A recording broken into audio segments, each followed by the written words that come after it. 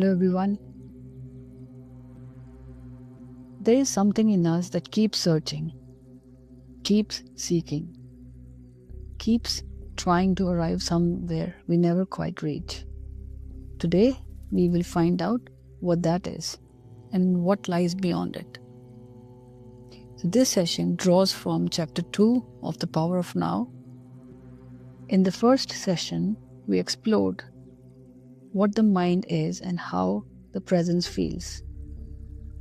Now, we go deeper. We look at two of the most powerful forces pulling us away from the presence: psychological fear and the ego's endless hunger for wholeness. Tolle asks a profound question in this chapter: why do we suffer? Not because of difficult circumstances, but a deep structural level. Why does the mind generate unease and restlessness even when life is objectively fine? So by the end of this session, we will understand the mechanics of psychological fear. We will see how the ego uses suffering to protect its identity. And we will be shown the one practice that dissolves all of it, that is becoming the watcher.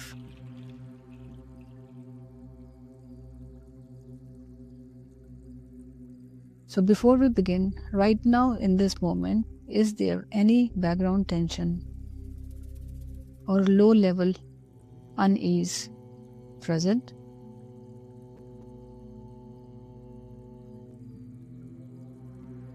Not because anything is wrong, just as a default hum of the mind.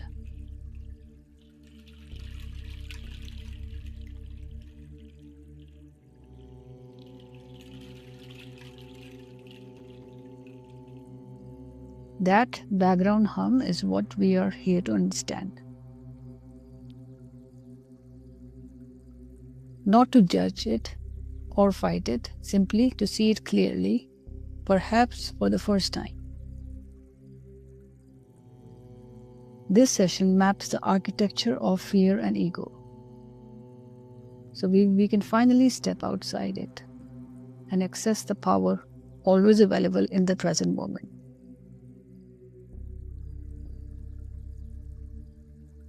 Tolle identifies the root cause of the ego's restlessness.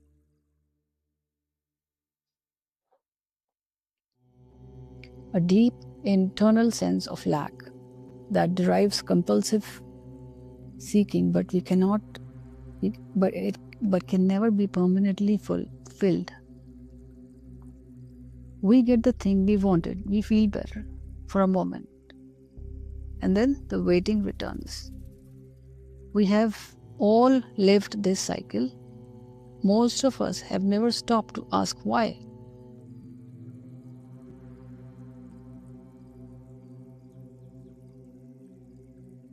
At the center of the egoic mind is a persistent feeling of not being quite whole, a kind of internal hole that never fully fills. And so the mind searches. It identifies goals and promises. When we get that, the hole will be closed. When we achieve that, the restlessness will end. But here's what happens: we get a thing, there is a brief relief, and then almost immediately the wanting returns. The hole reasserts itself. The mind moves the goalpost. Tolle says it plainly: as long as the egoic mind is running our lives, we cannot truly be at ease, except for brief intervals when the craving has just been fulfilled. This is not a character flaw. This is the structure of the ego itself. The ego is what Tolle calls a derived sense of self. It exists only by referring to the things outside itself. It is not self-sustaining. So it must constantly feed, constantly identify, constantly seek. The hole is not a wound to heal. It is a design feature of the thinking mind. Think of trying to fill a bucket with a hole in the bottom. We can keep pouring more success, more approval, more comfort, more applaud, but there will be moments the bucket holds water, but it always drains. Not because we are pouring the wrong things, but because the bucket was never designed to hold them permanently.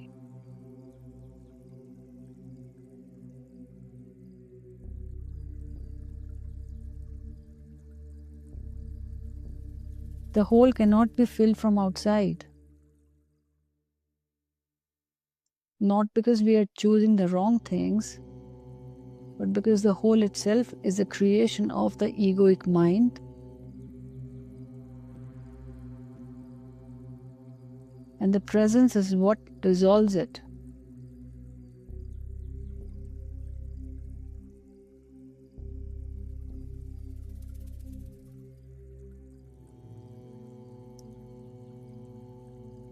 Tolle lists exactly what the ego uses to feel real and complete, and then delivers one of the most liberating and unsettling truths in the entire book. We build ourselves out of everything we have collected. Our job, our belief, our history, our opinions, and we defend this collection as if our life depends on it. Because to the ego, it does depend. The life does depend on these things being true. Look at the image, the possessions, the social status, the education, the relationships, being right, being belief systems, family history. These are the most common things the ego uses to build its sense of identity.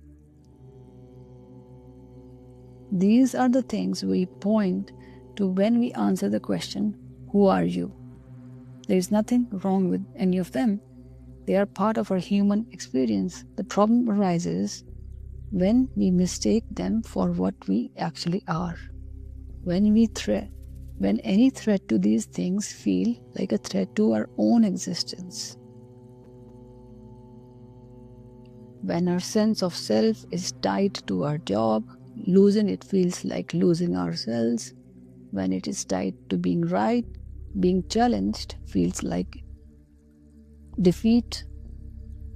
When it is tied to how others see us, criticism becomes unbearable. This is not weakness. This is what happens when we confuse the content of life with life itself. The ego must constantly feed these identifications and defend them. It is exhausting. And it is the source of most of our anxiety and interpersonal conflicts.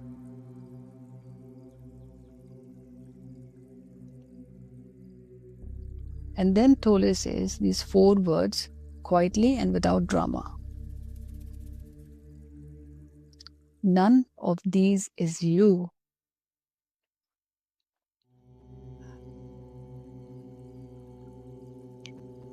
Not our possessions, not our status, not our history, not our opinions. None of these is the real us. They are things we have, not what we are. And the real us, the awareness behind all these things, does not need to be fed or defended because it already is complete, completely and without conditions.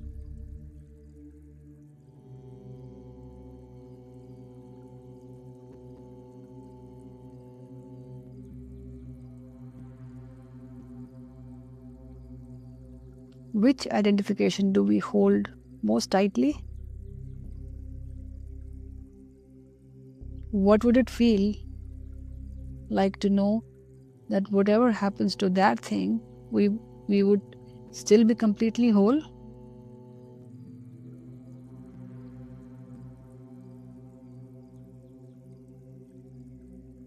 None of these identifications is who we are. These are forms, and forms can change, they can decay, eventually fall away. What we truly are cannot be lost. The ego needs external identifications to feel real, but none of them is our true identity. The freedom begins when we stop defending the collection and rest in the awareness underneath it.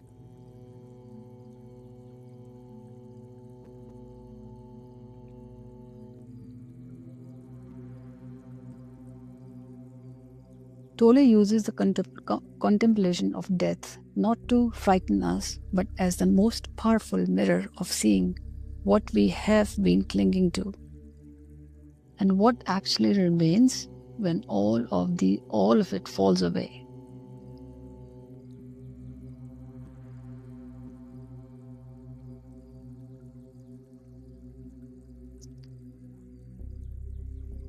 Everything we have identified with, every role, every position, every repetition, we will one day have to let go of. The question is not whether we will release them, the question is whether we do it consciously before death or unconsciously at death.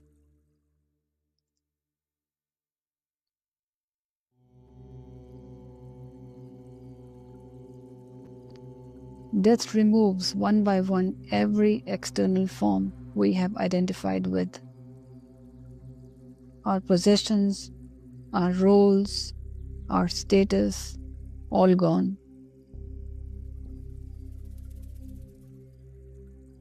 What death reveals is the only thing that was never an identification. Pure awareness, pure being, the us that was present before any of it.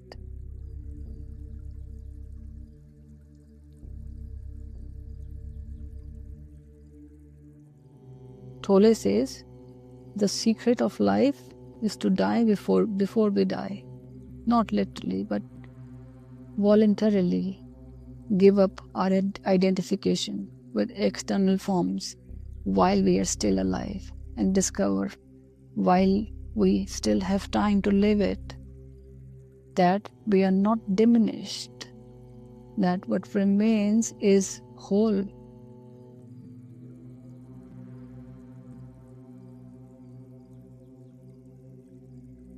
Most of us live as though the stripping away of our identifications would be catastrophic. We spend enormous energy protecting them, defending our reputation, securing our possessions, maintaining our image. Underneath all of that effort is one quiet fear. If these things go, what is left?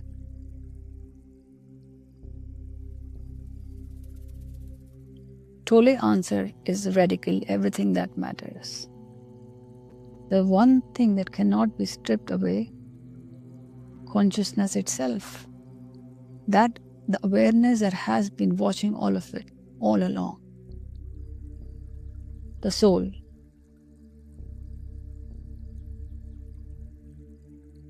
Think of someone who has built an elaborate costume over decades, layers and layers of identity.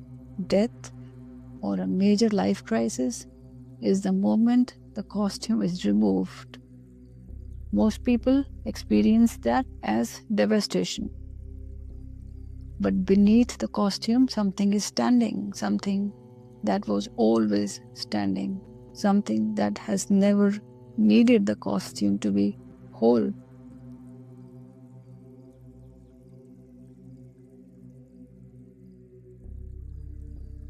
If everything we currently identify with were stripped away, our title, our history, our roles, what would remain? Can we sense even a flicker of something underneath in all that is simply and quietly here?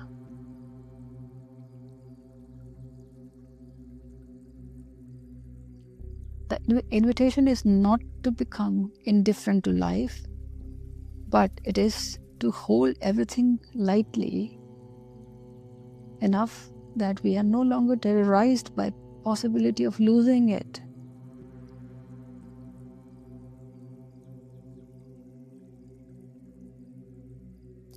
Death strips away everything that is not us.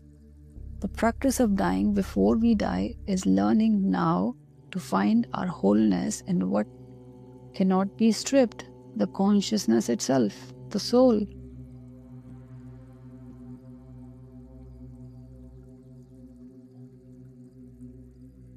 Thank you for listening, friends. So we'll continue on the end of chapter 2. We are on the last 2 pages. We'll continue on chapter 2 in next couple of videos as well. Next 2 videos. If this session added something for you, please like the video, share it with someone ready for this kind of inquiry. Please subscribe so we can stay together for the next session in this series. And please drop a comment with a single biggest takeaway today, or any question which is sitting with you right now. Thank you for listening.